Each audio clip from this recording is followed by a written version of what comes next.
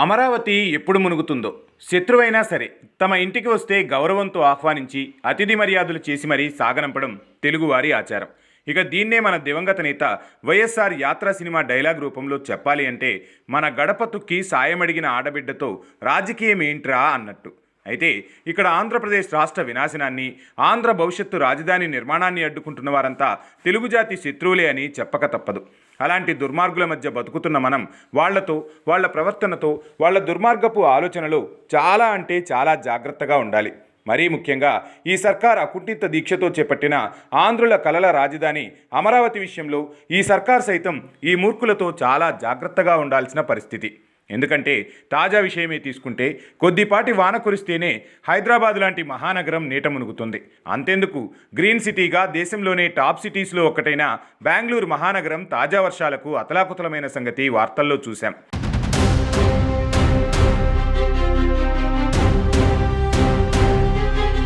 అయితే ఈసారి ఈశాన్య ఋతుపవనాలు కాస్త ముందుగానే వస్తున్నందున వాటి ప్రభావంతో వర్షాలు మొదలైతే మరో 2-3 నెలలు ఏకదాటిగా వర్షాలు కురుస్తాయన్న సంగతి తెలిసిందే. ఈ క్రమంలో ఇటీవల ఆంధ్రాలో కురిసిన వర్షాలకు అమరావతి నీట మునిగిందంటూ వైసీపీ అప్పుడే పాత ఫోటోలు పెట్టి సోషల్ మీడియాలో దుష్ప్రచారం మొదలుపెట్టేసింది. ఆ మూర్ఖత్వాన్ని ఏం చేయాలి అనేది తరువాత చూద్దాం. కానీ ఇక్కడ సామాన్యులుగా మనం ఆలోచన చేయాల్సింది ఏంటి అంటే, సముద్రానికి, నదులకు దూరంగా ఉన్న హైదరాబాద్ నీట మునుగుతుంటే ఓ పక్క పొంగి ప్రవహించే కృష్ణానది, కొండవీటి వాగు, పాలవాగు పక్కనే నిర్మిస్తున్న ఏపీ రాజధాని అమరావతి పరిస్థితి ఏంటో అని. అయితే ఆ విషయంపైనే చంద్రబాబు అండ్ టీం ప్రజలకు ఎప్పటికప్పుడు పక్కా సమాచారం ఇస్తూ ఉండాలి. అమరావతి వాస్తవ పరిస్థితి గురించి ప్రభుత్వం ప్రజలకు పదే పదే తెలియచేస్తూ ఉండాలి.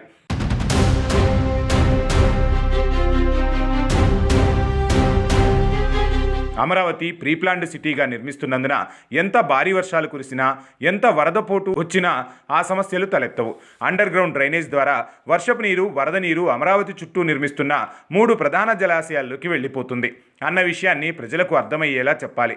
కృష్ణానదిలో 15 లక్షల క్యూసిక్ల వరద వచ్చినా, కొండవీటి వాగు, పాలవాగు పొంగి ప్రవహించినా తట్టుకునే విధంగా అమరావతి చుట్టూ కొండవీటి వాగు, పాలవాగు, ఉండవల్లిలో వైకుంఠపురం వద్ద 3 భారీ జలాశయాలు నిర్మిస్తుంది ప్రభుత్వమని ప్రజలకు చెప్పాలి. ఈ వాగుల్లో ప్రవహించే వరద నీటిని జలాశయాల్లోకి తోడిపోసేందుకు ఉండవల్లి, వైకుంఠపురం వద్ద 2 పంప్ హౌజులు ఏర్పాటు చేస్తుంది. అలాగే ఈ జలాశయాల నుంచి 48.3 కిలోమీటర్ల పొడవునా కాలువలు నిర్మిస్తుంది. తద్వారా రాజధాని అమరావతితో సహా చుట్టుపక్కల ప్రాంతాలలో తాగు, సాగునీటి అవసరాలకు ఈ నీటిని ఉపయోగించుకోవాలని ప్రణాళికలు రచిస్తోంది.